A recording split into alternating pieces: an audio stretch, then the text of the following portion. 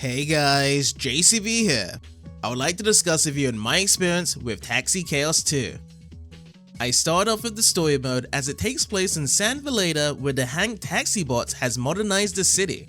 Our main character Vinny comes in due to Clea's request as her work on Hank has pushed human taxi drivers out of business and needs his help with the assistance of her newly created AI Gene to clear them out of the city. The plan is, we need to get Gene upgraded before we can challenge Hank by taking taxi shifts to work towards the company goals. This is where the gameplay comes in as we need to make the cash by taking customers to their destination. Time limit and happiness are factors to keep the customer satisfied on reaching the goal before the time runs out. Markings are also available to us on the road and on screen to let us know we are going in the right direction.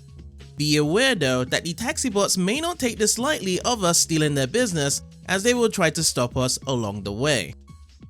As we take on more shifts, more tutorials follow on to show the different factors we may encounter, such as the different types of customers that may need us to carry their cargo or picking them up in a busy district, which may lead to earning more cash along with grabbing the attention of more taxi bots in the area. This is crucial to make sure the customers we do decide to take on can reach their end goal. Once we have reached the first company goal, Clea will request for extra utility and combat enhancements as the taxi bots are slowly advancing and we get introduced to the data points and driver rank system. The data points are rewarded to us when we do complete objectives in the shifts, and the driver rank system needs the data points to level up as these two will be the main requirements along with cash to reach the next company goal. This is where we need to start learning the different places around the city as it may feature special types of objectives and customers to deal with, as taking the wrong ones could lead into easy failures. One of the things I had to learn extra at this point in particular with picking up certain customers is waiting for the objective marker to appear on the screen first before trying to pick them up, as sometimes they may not be there waiting for us nearby when the objective has started. This helped out tremendously to get more data points, but it could lead to taking several hours leveling up the driver rank to reach the next company goal. With the taxi bots advancing, we can do so as well with buying vehicles and installations at the tech lab to compete against them. We can buy new vehicles that varies in their speed, handling, and weight stats. These stats gets better from buying the expensive cars, as I have noticed the heavier cars deal better with the taxi bots, the handling helps out with the crazier turns along the road, and speed can help out with delivering the customers at a faster rate. Vehicle installations on the other hand can deploy power-ups onto our vehicle that can be used to create new shortcuts that was never possible before, or make it easier to take out taxi bots and get chips out of them, which will be needed to get better upgrades in the future. Extra secrets can be found exploring the city, as we can find free accessories tucked away in these locations.